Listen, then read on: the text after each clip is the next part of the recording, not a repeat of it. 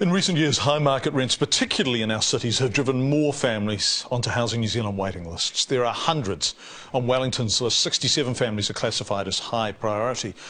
While they wait, many of them are homeless, bunking down in overcrowded rooms with friends and relatives, and that's if they're lucky.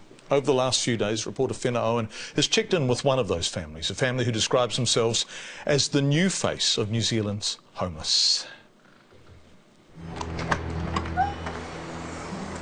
This is the Piercy Hamilton family, mum, dad and 4 active boys, homeless. It's Monday night and the family arrive at a friend's place, a roof over their heads for the next few days. It's ridiculously hard. I'm feeling much worse than I did the other day. The other day we caught up with the family at their sleep out. It's behind Michelle's parents' house, but because of stresses within the family, they can't stay on here. Michelle feels most sorry for the boys. They're tired, they don't sleep well anymore. They're moving, not knowing where they're going to stay. They don't know where they're going to be this Christmas, neither do we. So how did the family get into this state? Michelle is studying at Massey to be a nurse. Tony is a mechanic, off work this year due to a spinal problem. They live on a mixture of welfare and student allowances. Earlier this year, they were happily renting here in Miramar until the plumbing packed up. There was a sewage leak and it spilled out of the drains and it spilled onto the drive at the side of the house and all underneath the house, and the landlord wouldn't fix it. One of the children developed asthma, the other skin infections. Well, these are just 2 of the sores. He's got more sores down his leg and he's got a big fungal infection growing up his foot. They then moved into an uncle's house in Lower Hutt while he was away for a fortnight. The kids commuted into Miramar North every day, early mornings, late nights, and that was pretty hard, and then into Lyell Bay to a friend's place so that they could be closer to school. Here to mum and dad's for a little while. This is actually a good friend of mine's. A friend lent Tony this vehicle for storage. It's a cupboard that's parked wherever the family is staying. We'll move this as well. We'll try and jam a bit more stuff in here.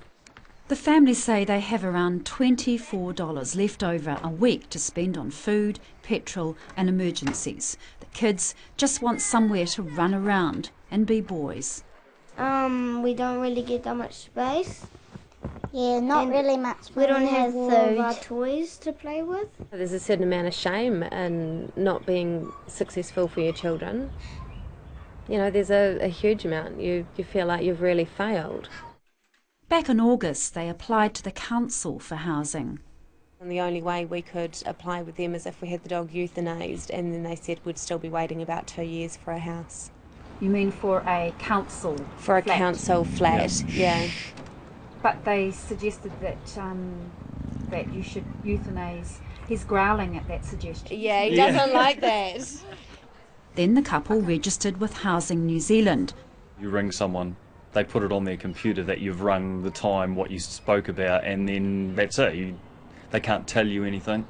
They can't tell you whether the waiting list is, 6 months, a year. You've got no idea.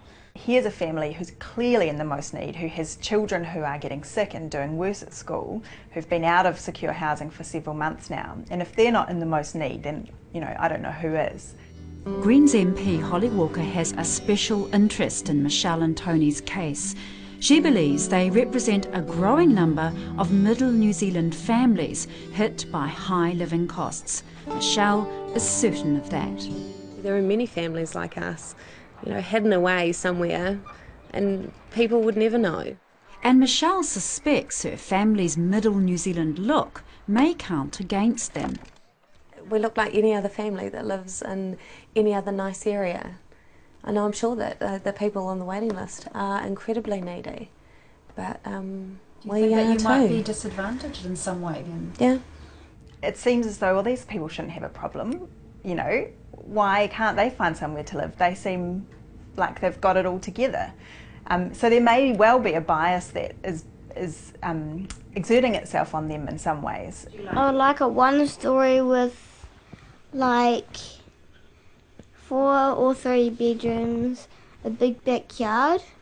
The kids will have a big backyard at friend Louise's place even if it's just for a few days.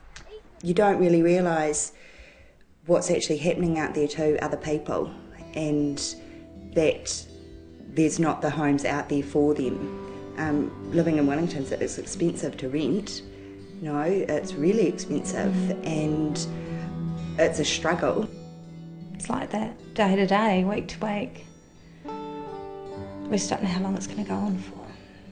Housing New Zealand can't release details of their waiting list, but the Greens have written to its chief executive about this Wellington family, Kiwis who never imagined they'd be destitute in their own country. And I, for years, believed that New Zealand was the ultimate country to live in, but this is too hard.